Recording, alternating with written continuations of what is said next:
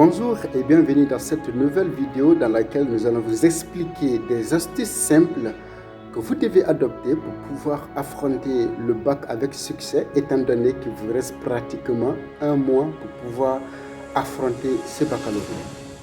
Nous savons pertinemment que les calendriers de composition viennent de sortir et il y a d'autres qui sont complètement paniqués dans la tête.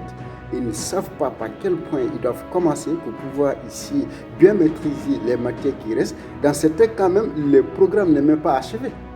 Et si tu es face à cette situation, tu parviens à être confus face à ce dilemme et que tu cherches une solution, je crois que nous avons ici une solution.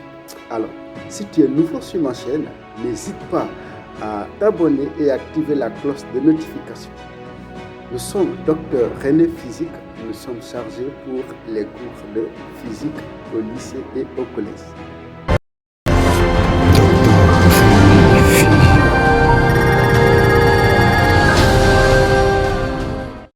Alors, pour pouvoir affronter ce baccalauréat, la première étape que tu dois adopter, c'est d'abord être tranquille dans la tête, avoir la maîtrise de soi. C'est la première des choses. Face à tout problème, il faut avoir le contrôle, il faut te contrôler, il faut te maîtriser, c'est d'abord ça. Il faut d'abord mettre en tête, même si ça te reste un jour pour pouvoir affronter le bac, tu peux t'en sortir. C'est la raison pour laquelle il faut d'abord être tranquille dans la tête. Mets-toi à l'aise, détends-toi, oublie tout. Fais comme s'il n'y avait pas un examen à voir. Essaie d'être tranquille et sympa dans la tête, c'est extrêmement important parce que si tu es tranquille dans la tête, tu pourras aborder avec sagesse les autres points qui viendront. Mais dans le cas où tu es vraiment chaud dans la tête, franchement, tout ce qu'on va dire, voilà, tu vas juste écouter, mais tu seras incapable ici de les appliquer. Alors, le deuxième point qui vient est que maintenant, il faut commencer à résumer toutes les leçons, à résumer toutes les leçons qu'on te donne, que ce soit dans les matières littéraires, que ce soit dans les matières exactes, il faut faire un résumé. Alors, si nous essayons de partir en profondeur par rapport au résumé, si nous commençons par exemple dans les matières exactes, si nous prenons la physique, il faut d'abord avoir un papier rame sur lequel tu vas mettre les différentes formules en physique. Tu vas mettre ces différentes formules de la cinématique jusqu'aux réactions nucléaires provoquées. Il faut mettre les résumés, les différentes formules, les formules fondamentales dans un tableau sur un papier rame. Et si tu vois bien que toutes ces formules sont résumées dans un tableau, l'accès sera facile et tu pourras très bien maîtriser ces différentes formules. Et dans la deuxième partie, il faut aussi commencer à répondre aux différentes questions théoriques qui viennent fréquemment. Et il faut recenser les différentes questions théoriques au baccalauréat. Tu vas essayer de les lister sur une feuille. Tu commences ici à résoudre également ces questions théoriques. Et en plus, il faut commencer maintenant à résoudre les sujets de synthèse.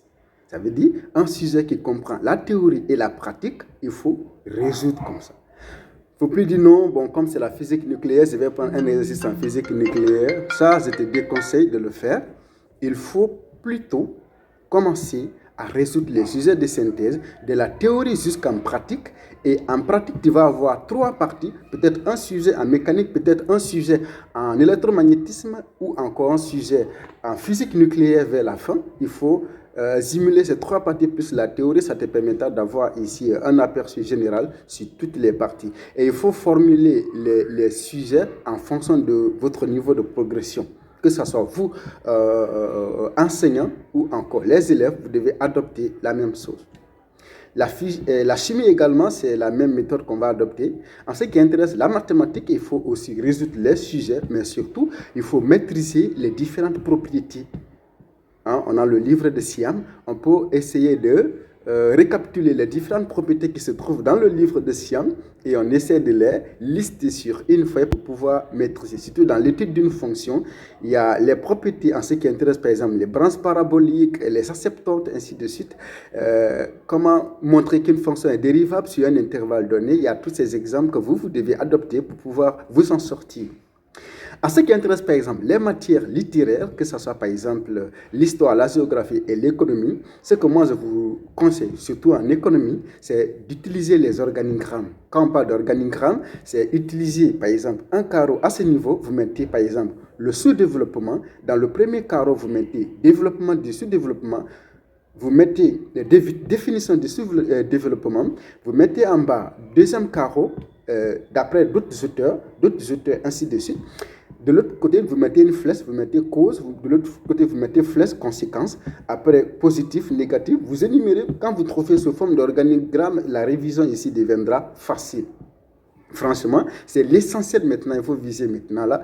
Et essaye de ne pas faire trop de détails, il faut résumer les choses, ok? Parce que les corrigés type au baccalauréat ne sont pas détaillés, c'est résumé. Toi aussi, il faut résumer pour t'en sortir, c'est extrêmement important.